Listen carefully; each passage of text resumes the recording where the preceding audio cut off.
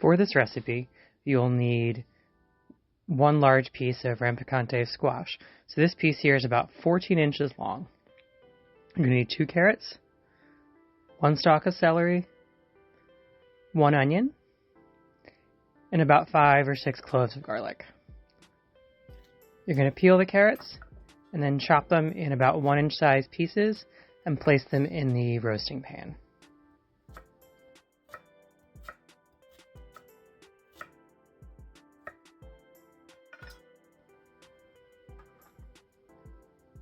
Next, take the squash and you're going to peel the small end of the squash. Typically, in the summer, you could usually eat the skin if you roast it, but because we've overwintered it, the skin is kind of firm, so it won't break down, so you have to discard it. Cut in about 1-inch size pieces as well, and then add to the roasting pan.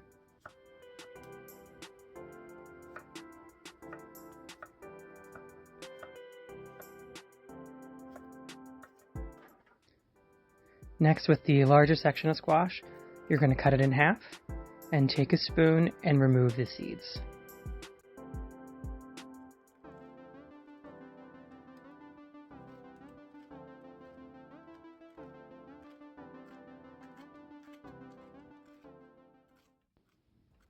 Next, gently smash the cloves of garlic just enough to remove the paper on the outside, and then place in the roasting pan. Drizzle everything with olive oil.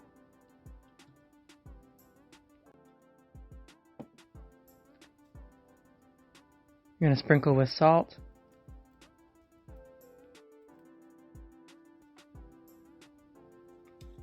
Add some pepper.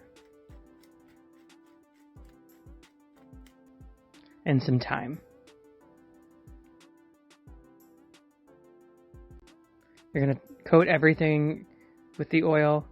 Make sure you rub the insides of the large pieces of squash and then place them face down on the roasting pan and bake them at 400 degrees for about 25 to 30 minutes.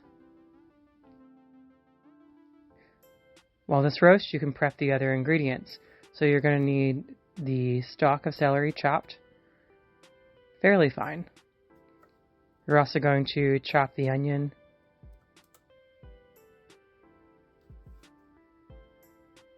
and then all these ingredients will be added to a pan on the stove.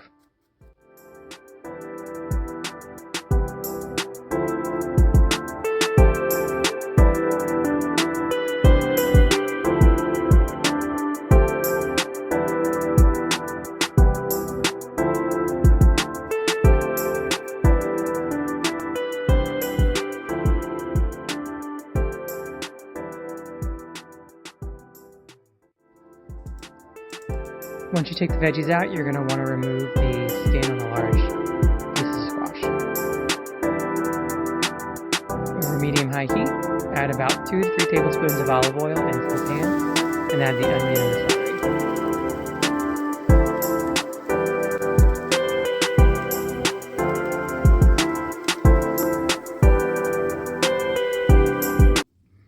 Cook for a few minutes.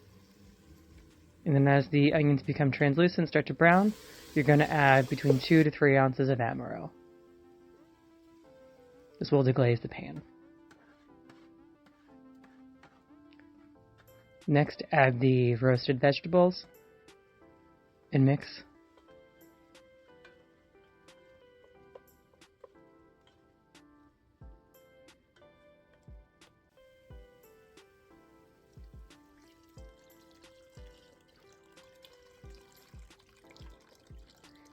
Add about 4 cups of chicken stock.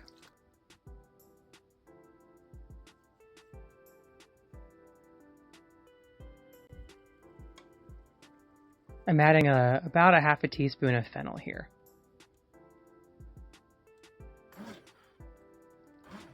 Simmer the soup for a few minutes, remove from the stove, and use an immersion blender to blend the soup until smooth. You can also do this in a blender, but I would recommend doing that in small amounts.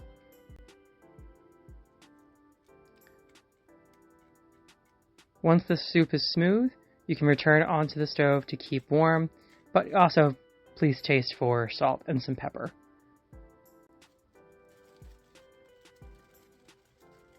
While the soup rests, we're going to make the spinach topping. I'm using 1 bag of spinach, add it to the food processor. To this, I'm adding about 2 to 3 tablespoons of red wine vinegar. We'll also add some olive oil, a nice drizzle, a 1/4 cup of parmesan cheese, and then you're going to pulse to mix and chop the ingredients.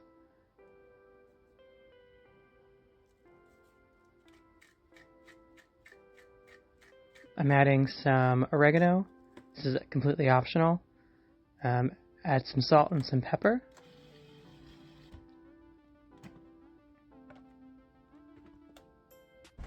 And if you need to, you can add some more olive oil to get the consistency that you like. Next, to serve, dot the soup with the spinach mixture.